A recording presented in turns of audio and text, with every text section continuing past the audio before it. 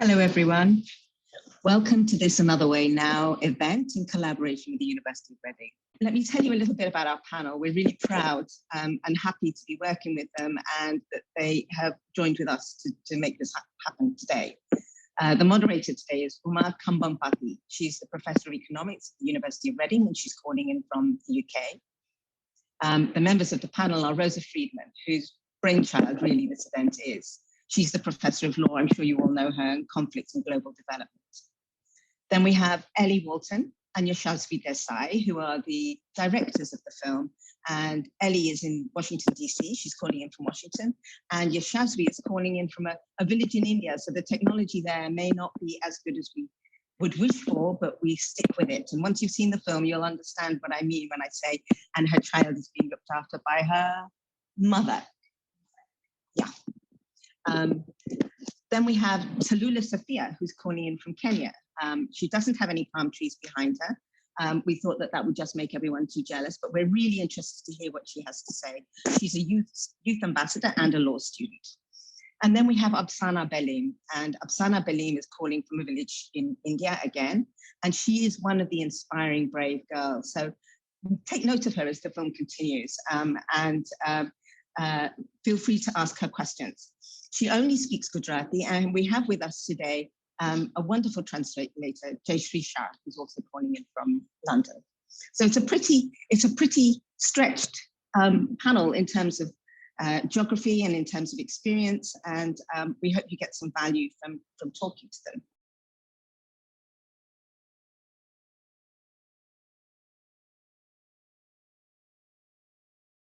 Hi, everybody. Good to be back. And that was really an exceptional film, I think. I think most of you will agree. And it's amazing that in this day and age, we are still talking about girls being brave because they want to go to school and because they want to marry where they want to marry. So there are so many themes that come out of this. And what we'll try and do first is to talk to our panel. And while we're talking to our panel, I hope the audience will be putting questions into the Q&A box.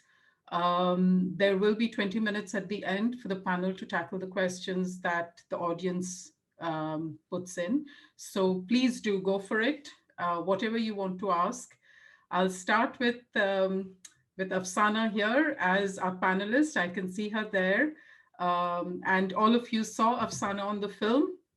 She is, of course, one of the brave girls and, an inspiring story for all of us. So Apsana words will be translated by Yashaswi Shah, who is joining us from London. In addition, on this panel, we have Ellie Walton. Ellie was the filmmaker who made this film. She's won many awards. In the US, the DC Mayor's Award, the Humanities Council of Washington Award, and so on, and has done work mostly about revolutionaries and misfits. That's what she tells us. So that's what we're here for.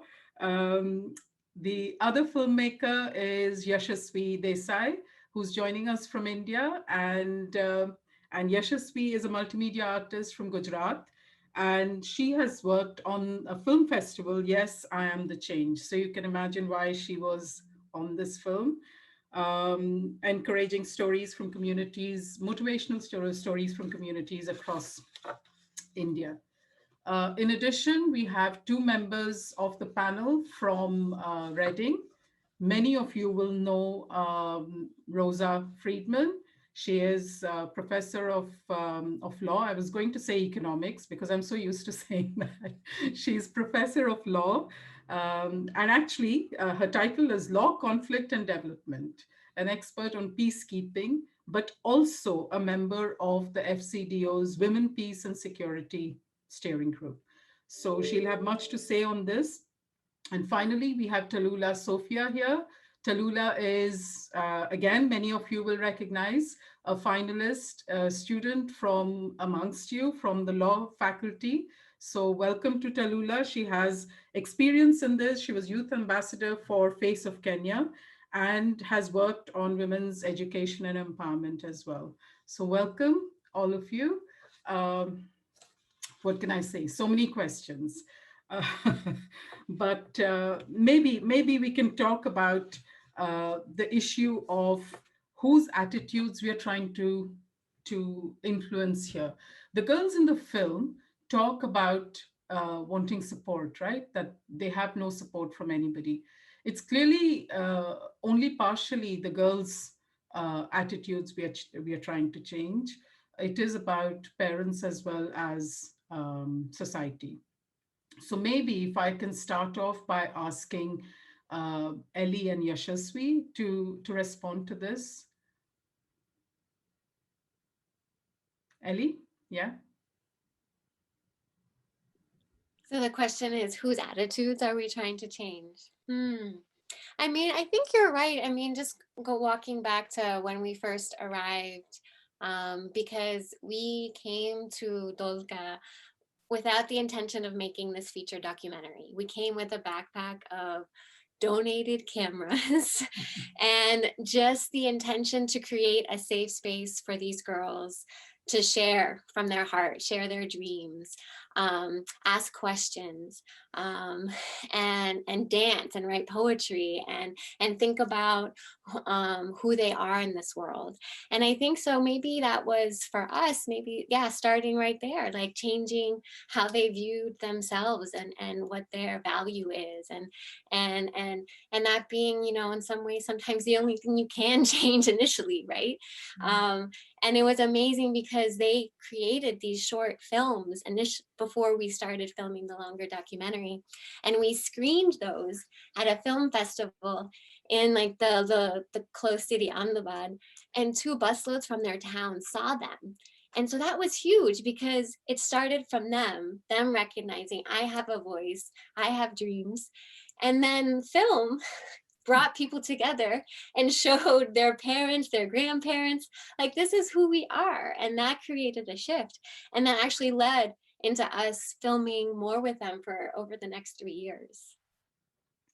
Thank you. Yashasvi, so this is about, yes, about the voice of the girls themselves, but clearly the society they live in comes into it, right? Yeah, I think for me also it started very much what Ellie shared, that I was also in this phase. I had just graduated and I didn't know what to do next. Like getting married was very easy option.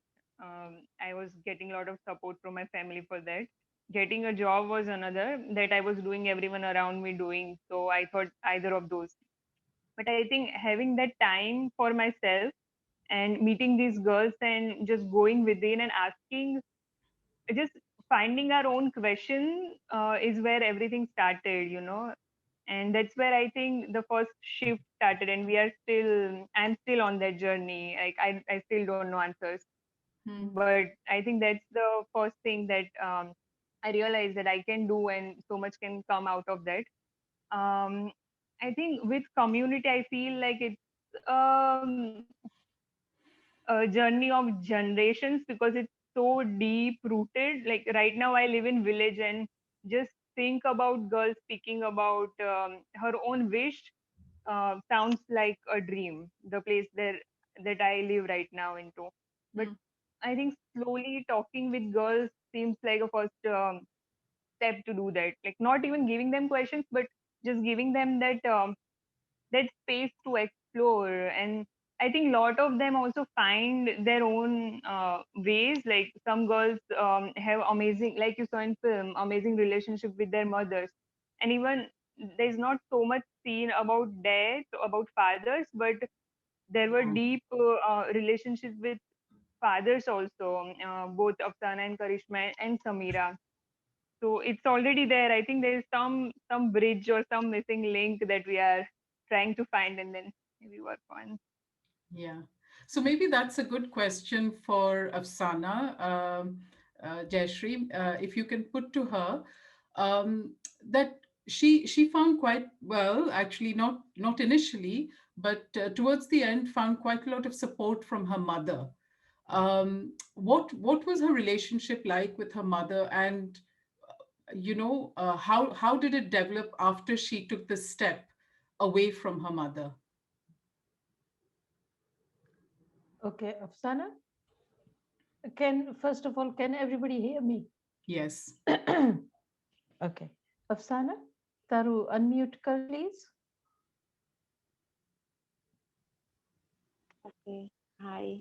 Hi. Afsana, hello. તને પૂછવામાં આવ્યું છે કે તારા mother સાથે તારી જે relationship છે તે ત્યાર પછીથી તું આ જે પગલું ભર્યું પછીથી મમ્મી સાથે રિલેશનશિપ કેવી રહી છે અને પહેલા કેવી હતી? પહેલા મેં જ્યારે આ પગલું ભર્યું જતી રહી ત્યારે થોડી રિલેશનશિપ બગડી ગઈ હતી. લગભગ 7 વર્ષ હું ઘરની બહાર રહી, મમ્મી પપ્પાના ઘરથી દૂર રહી. 7 વર્ષ પછી મારે મમ્મી પપ્પાના ઘરે આવવા જવાનું શરૂ થઈ ગયું. અત્યારે સારું છે મમ્મીના સાથે relationship. Okay. So the relationship went bad for about 7 years. She stayed away from the family after she had decided to get married. But now everything is different, and there is now interaction between the two families. Okay, thank you. She's able to now see her mother. Yeah, thank you. So maybe I can turn to Tallulah on this. Tallulah, you're from Kenya, a different but maybe not so different environment for young women. Do you see any parallels at all with what you see around you in Kenya? Hi, can you all hear me? Yes. The last part of your question just cut off. I was wondering if you could. So I was just wondering if you saw any parallels with the kind of things that happen in Kenya. I mean, I know there's some similarity in gender relations, but actually there's a lot of differences. So I just wondered if you might be able to throw light on that. Yes, I think I definitely saw similarities. I mean, just even with my own family, one of the things that struck me about the film was wanting to honor your parents, your mother. The women had the role of carrying the honor in the family, which is a very big responsibility. And you see that in Kenyan culture as well, not wanting to go outside of your tradition because you value it so much. So there was a lot of similarities, and the pressure that these young girls have in society to make sure that they have a reputation was definitely something that I could relate to. So is it only girls who have that pressure in Kenya, or is it men as well who have to uphold family honor? Yeah, men have a pressure, but it's usually an economical pressure, right? So it's your status in your family to bring the money in, to be the head of the household, to be a contributor. And so I think both genders face pressure, but it's just varied and it's very different. Yeah, thank you. So Rosa, SDGs then. We have the SDGs, women's equality, education for women. Where does all this leave us? I mean, it's not 2030, right? This is like many generations, as Yashaswi said. So what do you think? I think it's very interesting because we have a human right to education, which is a human right for all children, regardless of their sex. And a human right places obligations onto countries to make sure that there is free education and accessible and available education in the right language and in the right cultural context. And something that really struck me about the film was the way that the teacher, and I really like the fact in many ways that we don't know very much about him, right? Because he's a man and he's not that relevant, other than the fact that he was empowering these women and these girls to have education, but that he made sure that the schooling could be around their domestic chores and their domestic needs, right? So accessible and available schooling in terms of human rights isn't just about, can someone walk to school? Is it within the reach of walking there? But also around this idea that it has to be accessible and available culturally, religiously, for all people. The Sustainable Development Goals are something slightly different because they're about encouraging countries to achieve those kind of human rights, but also recognizing that there is an international responsibility on all countries to help one another, mostly because of colonialism. Lots of countries that could and ought to be able to implement those human rights can't because of the legacy of colonialism. And therefore, whether it was about sovereign debts, whether it was about taking resources away, whether it's human resources, physical ones, and so on. And I don't think that we should be viewing this as a kind of mutual aid society. We should be viewing this as a global responsibility amongst us all to make sure that every person, regardless of their sex, regardless of their religion, regardless of their class, has access to adequate education. And seeing Apsana and seeing some of the other young women in this film makes me, you know, the young girl really sticks with me, the one who wanted to be an engineer, right? Oh, yeah. It's really powerful that, you know, education is the key to unlocking everything for individuals. Yeah, thank you. Yeah, that engineer, that was really a punch in the gut. Okay, so Jayashree, maybe we can ask Apsana again another question about whether her mother, in retrospect now, or even at the time, blamed her schooling for her being rebellious. Apsana? હા અફસાના તારા mummy છે એમને કોઈ દિવસ તું જે ભણી અને તે આ બધું જે પગલું તે લીધું. I'm so sorry. Uma? Yes. Uma, remind me again. I just wondered if her mother. Beg your pardon. That's okay. I just wondered if her mother blamed the fact that she went to school on the fact that she ran away on her schooling. Right. Apsana, તારા મમ્મીએ કોઈ દિવસ તું જે સ્કૂલમાં એની લીધે એમને એવું તારા ઉપર રાખ્યું છે કે તું સ્કૂલમાં ગઈ એટલે તે આ પગલું ભર્યું, એવું કોઈ દિવસ તને કીધું છે એમને અત્યારે કે પહેલા? હા, પહેલા એમને એવું લાગતું હતું કે મેં સ્કૂલમાં ગઈ એ પછી મેં આ પગલું ભર્યું, પણ મેં આ પગલું ભર્યું શા માટે કે લગ્ન કરવા વાસ્તે નહીં, મારે 10 પાસ કરવું હતું અને 10 પાસ કરવાના થોડા ટાઈમ પહેલા મારા બીજી જગ્યાએ લગ્ન લઈ લીધા હતા અને મને પરીક્ષા દેવાની ના પાડી દીધી હતી કે તારા લગ્ન કરી દે, અહીંયા પરીક્ષા નથી દેવી. એટલે મારે એક્ઝામ દેવા વાસ્તે હું જતી રહી હતી, પણ જ્યાં ગઈ ત્યાં મારે રહેવાય એવું નતું એટલે મેં લગ્ન બીજી જગ્યાએ કરી લીધા. એટલે હું ભાગી લગ્ન કરવા વાસ્તે નહીં, ભણવા વાસ્તે 10 પાસ કરવાનું હતું મારે, એ બાકી રહી જાય. Yes. Initially, my mother did blame the schooling as a result of my going away, but my attitude of my reason for running away was not to get married, but it was actually that I wanted to pass my I wanted to take my 10th standard, which is O levels. And I did it for the education, and had I stayed on with the person that they were wanting me to marry, then this would not have been possible. Yeah. So it was because of education that she went off. And initially, yes, her mother did feel that she ran off because she went to school.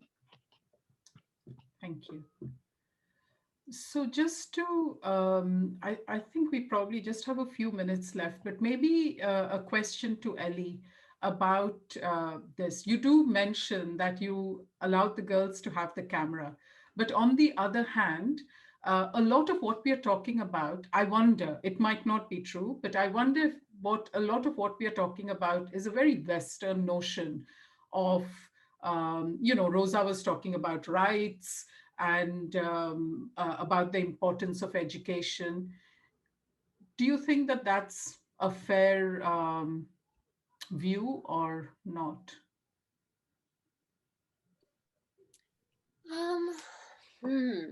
I mean, I think, yeah, the question. So rights by their very nature are fair. I mean, that's why they're there. I mean, rights are there for equity, but I think it's important that we contextualize, I mean, as Rosa shared, yeah, rights in the United States might be different than rights in a rural place in Gujarat. And I think those rights really need to be built and created by the communities themselves. Same as how we view culture and community. I mean, I think all of these things are grounded in place and people. And I think what was really incredible about coming there was even going back to what Yashaswi said, we didn't come with a whole set of questions, and we didn't come with our bras burning as feminists from from the US. Like, we came and we created a space and we asked them, like, what do you care about? Like, what are you seeing? We didn't use the term rights. We just said, what's fair for you? And this is what they came up with. I think it was the very first day. The question they asked each other was, do you believe in love marriage? Do you believe in choosing your future? I mean, these are universal things that we all want, right? So in that way, rights, the language of rights sometimes get imposed, but I think if the practice is we are going to places and recognizing that the strength ideas are there, like the young women know what their dreams are inherently. They just need this space and opportunity to share and be heard. And so it's beyond sharing, it's being heard. It's having spaces just like this for Apsana to share and you all to listen. So again, just like, it's about these conversations that connect that strength to like the more universal. Thank you. Yashaswi, I wondered if either you or Ellie have gone back to these villages. I mean, do you know what's happening with the girls there? How is the school Pratham doing?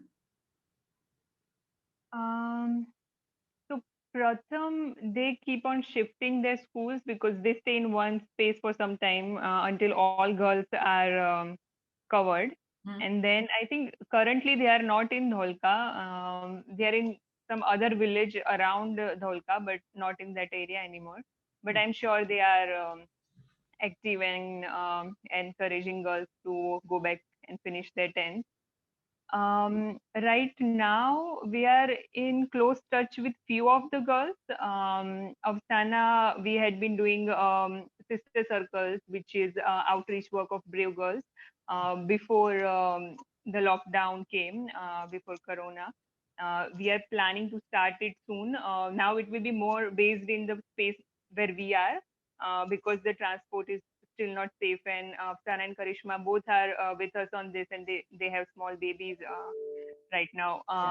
So they both are with us. Samira, for her, it became little tricky because her husband and her in-laws wanted her to stay away from filming and more such kind of work. So she's now living with her in-laws in Ahmedabad city, and she's also a mother of one baby. Few other girls are in touch with us. Some of them have gotten married, and I recently heard that one girl, she's struggling with her marriage, and we are trying to support her, somehow include her in outreach work as well. Asifa, whom you saw in the film, she shared that I want to marry a Bollywood star if I could sit that. So yeah. Thank you. Yeah, and mothers are in close with us. Some of both Apsana and Karishma's mother have been part of our outreach workshops with girls. Brilliant. Yeah, I think that makes a lot of difference. To have courage in that generation matters a lot for the younger ones. Rosa has a question. Rosa, do you want to put your question? She's clearly burning to do it. So go on, Rosa. There's a question for the filmmakers and also for Apsana, which is, how did you build the trust with the girls in the community, and how did they react to you when you first came in? Did you already have networks there, or did you randomly choose this particular area? And did anyone react badly to you or not want to be on film? Maybe Apsana can share how she felt when we came in. Maybe I can ask Apsana. So maybe you can ask Apsana that question. Yes. Yes. Rosa, I actually missed there was a disturbance on the line, so I missed your question. So how did Apsana and her friends react when Ellie and Yashaswi came in originally into the village? And did anyone not want to engage with them? Apsana, જ્યારે પહેલી વાર યશસ્વી અને એલી આવ્યા ત્યાં આગળ તમારી વિલેજમાં ત્યારે તમારા લોકોનું શું અનુભવ શું હતો એટલે તમારે તરત જ જોઈન થવું હતું બીજાનું રિએક્શન શું હતું એ લોકોએ કેવી રીતના એ લોકોનું શું કહેવાય યશસ્વી એને આઈ સપોઝ રિએક્શન ને પ્રતિભાવ કેવું લાગ્યું તમે અમને લોકોને મળ્યા ત્યારે પહેલી વાર જ્યારે તો તમારી અંદર શું આવ્યો મતલબ હું એલી ને યશસ્વી આ લોકો કોણ છે શું કરીશું આમની જોડે તરત જ જોઈન થવાની ઈચ્છા થઈ હતી હા તમને જોઈને તરત જ જોઈન થવાની ઈચ્છા થઈ હતી કે અમને એવું લાગ્યું કે કંઈક નવું શીખવા મળશે કંઈક જોવા મળશે એટલે તરત અમે જોઈન કરી લીધું હતું They were very happy to join in when they met Ellie and Yashasvi because they felt that they would be able to learn something new, and that made them quite happy. Yeah, I felt all these girls had made a decision of coming back to school. Like most of them had come back after 5, 6, 10 years. Some of them were married, even had kids. So those girls were also part of our group. So I think at core they had opened up already for something new. So having us there was, I think, very easy, to take us in and join in. It felt very smooth. And even initially, when they were giving us tours of their homes and of the town, they would introduce us as their teacher. Because we came to their school, we sat on the floor with them, we did meditation and dancing and then gave them cameras to capture their lives. But I think in terms of the trust of the community, that also was, they saw that we were there to really, support their daughters. We weren't seen as these outside filmmakers with lights and a big film crew, So everyone was very, very welcoming because they recognized we were there to support them. Right. Thank you. So I think we'll move now to questions from the audience. There are a few questions here. I think 2 or 3 of these, not surprisingly, I think are for Apsana. So, Jayashree, the first question is, how has life changed for Apsana since the film? And maybe you can ask her the supplementary question, which is, does she think things will be different for her daughter? Afsana આ movie બનાવી ત્યાર પછી તારી જિંદગી કેવી રીતના બદલાઈ છે અને તારી દીકરી માટે કેવી રીતના રહેશે તારા તું અંદાજો કરી શકીશ કે તારા દીકરી માટે કેવી રીતના જિંદગી રહેશે તારી કેવી હતી ફિલ્મ બનાવ્યા પછી તો જિંદગી બદલાઈ ગઈ કેમ કે પહેલા તો આપણે ઘરમાં અમે રહેતા હતા એક બંધ બોક્સમાં અને એક second She's saying that my life changed because initially I was within 4 walls.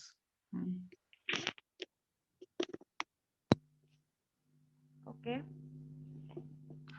તો પહેલા તો અમે એક બંધ બોક્સમાં રહેતા હતા ઘરમાં અને ફિલ્મ બનાવ્યા પછી અમે બહારની દુનિયા જોઈ શક્યા બહાર નીકળી શક્યા બહારના લોકો અલગ અલગ જગ્યાએ જઈ શક્યા પહેલા અમે ઘરની બહાર બહુ નીકળવા નતા દેતા ફિલ્મ થ્રુ અમે બહાર નીકળી શક્યા અને બહારની જિંદગી શું છે એ સમજી શક્યા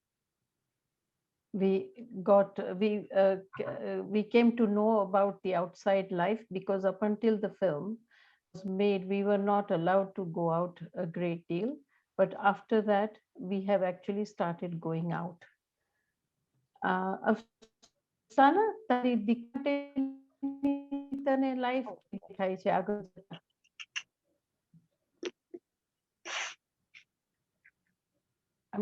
just asking her the second part of the question about her daughter.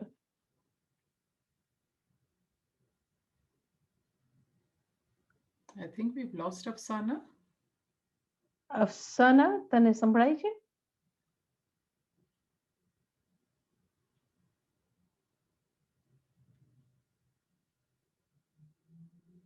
Maybe while Apsana is getting back on, there is a question here that says, and this might be a question for Ellie or Yashaswi. The person says they thoroughly enjoyed watching this film, but they get the sense that the girls feel helpless, almost backed into a corner, so they get married because there is no other option. How does one go about changing the attitudes and cultural norms that are so deep-rooted to give more options for women? So who would like to start? Yashasvi, do you want to have a go at this? Wow, it's a tough one. Uh, I think sharing is first step. Sharing with people who you trust. For me, I think sharing with from what you see in the film, I think girls were constantly sharing with their mothers how they were feeling. Although mothers were having limited control, but still, having someone to share is the first most essential thing. Yeah. Ellie? But I wonder, sorry, I wonder, is this an issue everywhere around the world? So sorry, Ellie, to cut across you, but like Tallulah, is that an issue that you feel as a Kenyan and British woman? Is it an issue that I feel? Is it an issue that maybe people of my generation or Uma of our generation feel? To what extent are these actually common problems or not common problems within women and girls around the world? Not that I have an answer, I'm just asking the question. I think, sorry, just Tallulah, now I've cut across you, but maybe I'll just say this and then hand over to you. I think one of the issues, of course, is across the world, these constraints operate, but in some countries, which are more patriarchal, and by that I mean where the what do you call it? The family reputation depends upon the girls. It becomes much more constraining for the girls, which is why this notion of having to change society in some way really becomes very crucial. Sorry, Tallulah, I cut across you. Go on. No, it's fine. I was just gonna pick up from what Rosa was saying, and I think it kind of got me thinking about the core of, okay, why marriage? What is it about marriage? What is marriage providing for these families? So like you were saying, Uma, for the girls, it could be reputation. For boys, it could be a start to being more economically stable. And so if you're asking me as a Kenyan woman, but also as a British person, being married at 18 wasn't a priority because there are other ways to show my family a reputation, i.e. getting a law degree. There's other ways to show that reputation. I have the privilege of doing that and knowing that actually there are more than one ways to be stable. And so I think it's coming to like the core of what is it that marriage is supposed to do? Is it because you need to financially be able to provide, and marriage is seen as the only way to do that once you move to the man's house? But again, there's no evidence that you're necessarily moving your family out of the cycle of poverty that they could be in by marriage. So I think that's what makes it very complex, is understanding why did this tradition start in the first place. Yeah, that's right. Ellie, did you want to add to that?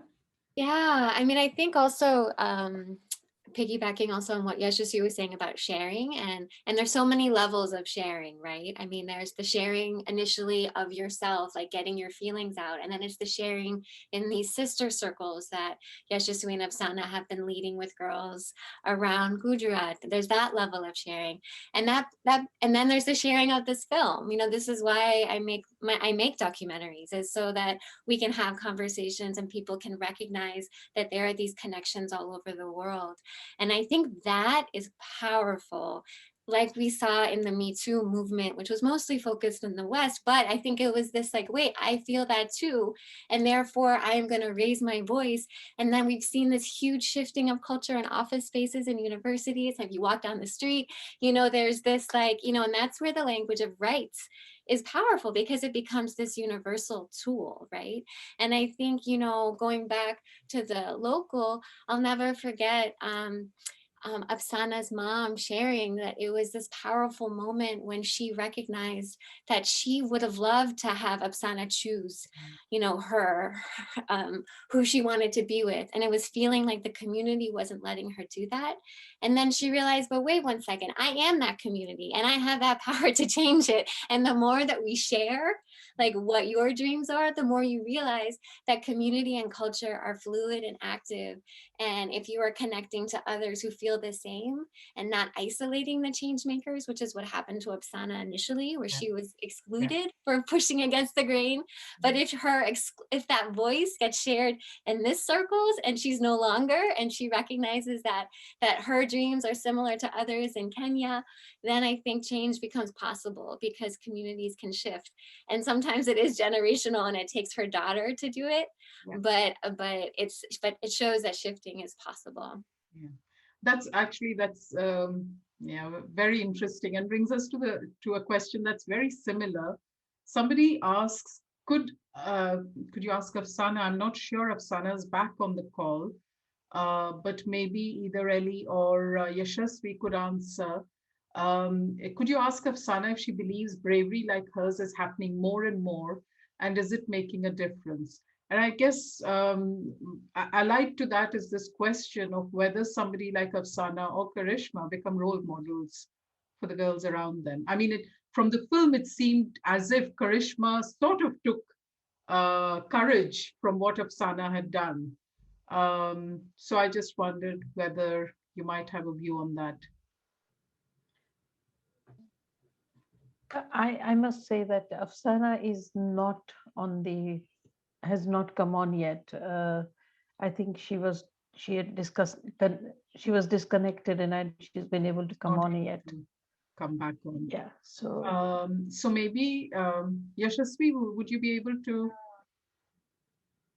What I think I can share my perspective. What I feel and see around me is that generally and also sadly, girls who take such decision are being sidelined, and other parents would not want their kids to, you know, stay friends with them, and it's just considered bad to be with someone who has taken something that is, you know, not supported by entire community.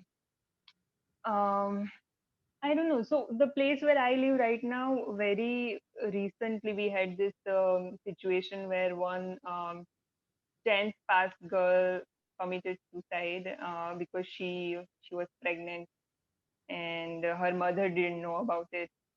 So this started conversation among in the village where I live. And what we realized is that instead of understanding her point, most of the conversation was about how to keep distance from such girls, more than how to, you know, stay away from these kind of situation, or how to get more information on to protect ourselves and so on. This was the focus, which was very heartbreaking. So I feel again having conversation, and I think I have a hope that slowly but surely we'll get this, that even if one person suffers in our community, none of us can thrive. So isolation is not an option for us if we want a thriving life and community. Yeah, yeah. Rosa, do you think either the UN or the FZDO have any ideas about how one might get around this? You know, it's not, I mean, education is just an instrument, right? Because this is all about empowering women. And education might be one way in which you do it, but there are, of course, other ways. What do you think? No, of course. And I don't think that we can look at only education. as being the way to empower women and girls. I'd say that all societies have gender-based violence, but the more that there's gender-based violence, and something that really struck me again about the film was the fact that to leave the house, one of the women needed to be with a male relative for safety, right? I think as much as for religion. But yet the young men could ride around on motorbikes and do what they wanted. And I've worked in many countries where I can't go around, even during the day, as a white woman, particularly, right, without being hassled, let alone if I was a local woman. And there's certainly no way that I could go out at night.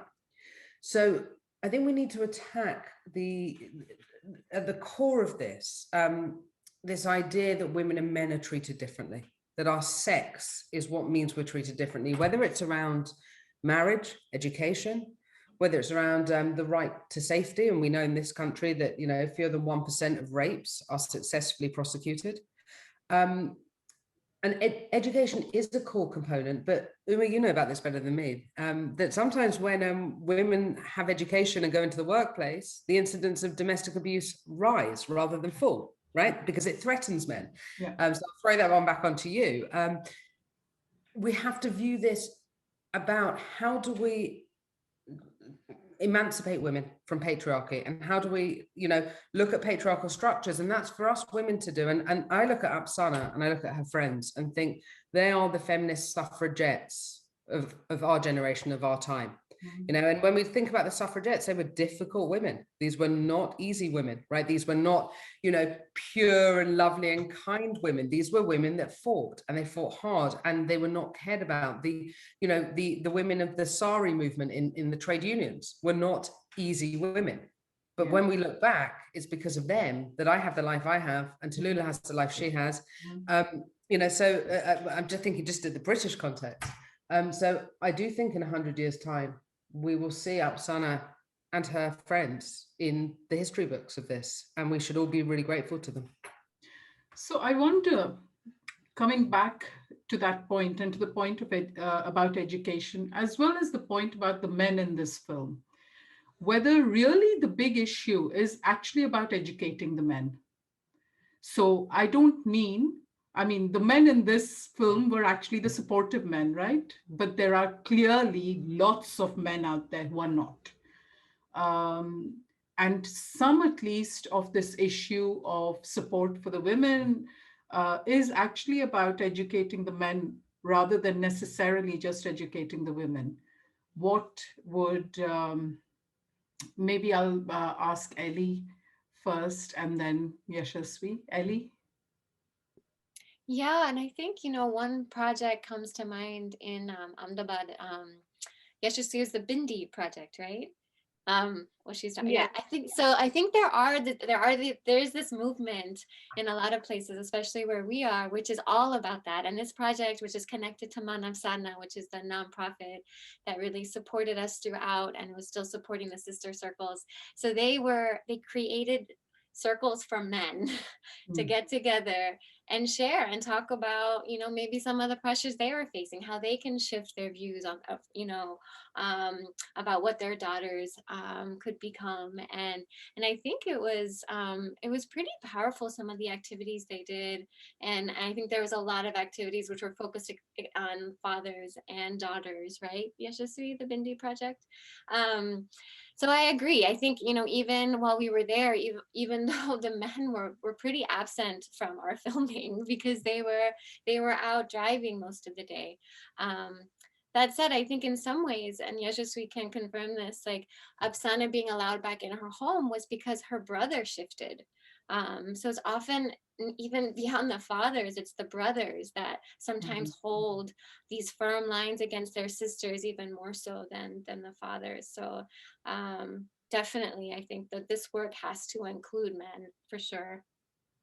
Yeah. Yashaswi, any views?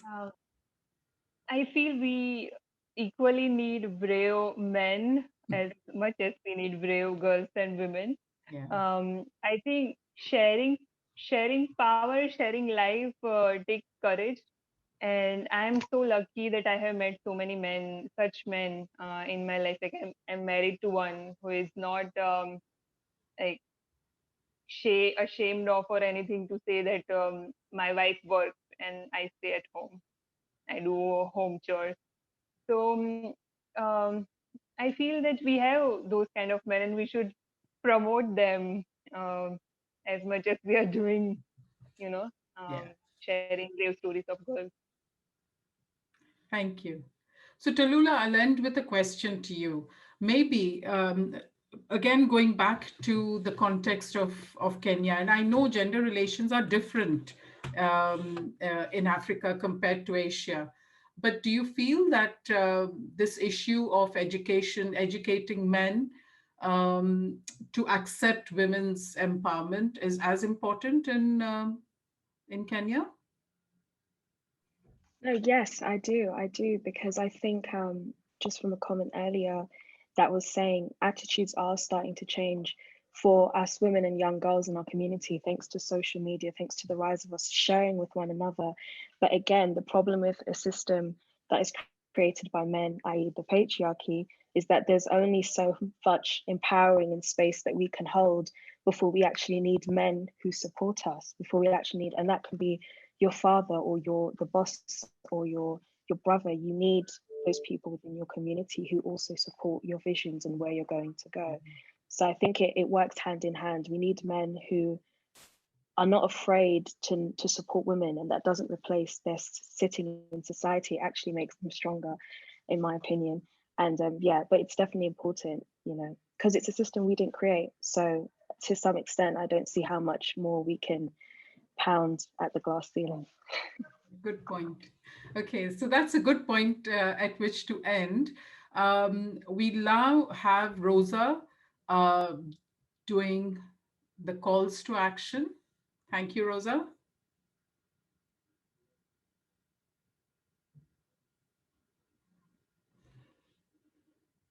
Rosa, you're on mute. Sorry, story of my life after 11 months. So quite often after we watch a film like this and we think about these issues, we want to think about what can we do to act. And we've got a screen up of things you can do to act. First of all, you can work with civil society, and you'll see on the screen you can sign up to be a volunteer with an NGO. I don't know whether we can circulate the website links on this. But work with civil society, whether it's international or local. If you're in the university, join one of the feminist societies or set up your own society. Learn about what the UN or what DFID in this country, or the FCDO as they're called now, or other international organizations are doing, or national ones. Most importantly, I'd say, is just use your voices and skills, right? Look at these incredible documentary makers on camera. Look at Tallulah Sofia. Look at Apsana, right? People who are willing to stand up and use their voices, whether it's on film, whether it's through art, whether it's podcasts, whether it's going out there in the world and setting up a campaign on period poverty and that impact on education locally, let alone internationally. But if you care about it and you feel moved to do something, you can do it. You just have to go out and do it. Thank you, Rosa. It's a real shame that Apsana dropped out of the discussion, but we do have to end now. So I'll hand back to Tina. Well, what a film and what a conversation. It almost feels as though it's the seed for something bigger. I don't think you could address all the things that have come up in this conversation in just a short event. It's the beginning of much deeper thinking. I think you said, Ellie, that films are for conversation, and we also believe the same thing. And it's certainly a really great way of passing a message over with real stories, and give us an opportunity to think about the meta meanings that need to be addressed. I also heard in what you said, Ellie, that the solution is implicit in the problem, that you can't have a problem unless in some way, at some unconscious level or deeply subconscious level, you have an idea of what the solution is. And conversations change that, and films change that. And I think today is an example of how that can begin to work. And I suppose my final observation from your conversations, and particularly you, Rosa, and you, Uma, is that culture is of its time. and it's not a habit that exists beyond the reason or the season. It's not a lifetime. And it is these fighters that we have that take us beyond a culture that may not fit any longer, bearing in mind what's going on in the outside world. And Apsana did say that the education gave her an insight into what was going on in the world, not just what was going on in her four walls. It's just a beginning. And, you know, it's very difficult for me to sit here with my mouth shut while the film, which generates so much thinking, and our wonderful panel, who also has such great insights about it. I just want to join in, roll my sleeves up, find a cushion, sit on the floor and chat with you. But I can't, and I need to close this down. And here's the thing. I want to say, first of all, really to Rosa, because if it hadn't been for her creative thinking, her commitment to doing something slightly differently, and her faith in us, this event wouldn't have happened. So Rosa, I really thank you for this. Uma, thank you very much for your moderating. It's difficult to contain all of this, and it's difficult to carry all the different themes, which are so disparate, and also the panel was so disparate. So to know where to field and where to push each question is not always easy. And I think it was a shame that we lost Apsana. I agree with you at the end. It would have been really fantastic to know how she was going to bring her daughter up, because she'd already begun to shift the generation before. Yash and Ellie, honestly, I have loved working with you, and I hope we continue to work together again. Those 5 years of filming, the patience and the love and the care that you've shown in the way that you've represented these extraordinary girls stroke women is wonderful. And I'm really proud to be associated with you. Tallulah Sofia, I don't know you so well, but how wonderful to have you there as a student, as well as to also come with your cultural references and make it significant and make much more global the conversation that's being had, not just defined to Dholka or Ahmedabad or the Gujarat. And I think there's some thinking to be done there.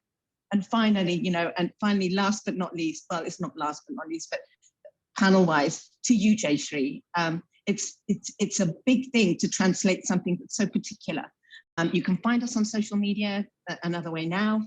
You can find us on Instagram, Facebook, Twitter, LinkedIn. And I just want to say that Another Way Now is a charity. We do a lot of our stuff. Well, we do most of our stuff for free. You know, sometimes we're lucky enough to be paid something for the work that we do. If you want to help us, we have a support us button on our website, because we want to continue running events like this. We show films on death penalty, on people trafficking, on forced marriages, on female genital mutilation. You know, you can come and join us, and we run the same format, with different panels and different films. And we would love to, build a community of people who do exactly what Ellie is saying, which is treat documentaries as the source of conversation, treat documentaries as an education which is engaging and real and live and present. And if you do want to go on our website and you do want to know more about what we do, sorry, this isn't a marketing thing, but I'm just saying to you, if you are interested, then just put your name down and we'll put you on our email list for future events. And maybe just a closing statement that came out of the mouth of Apsana when she's speaking to her God, and it moves me every time I hear it, and I have seen the film a number of times. She says to God, "You created something as wonderful as love. Why did you make it so hard to find?" Yeah. So with that, thank you for being here. You're very welcome to anything else we do. And thanks again, Rosa, for making this happen. It's been a privilege.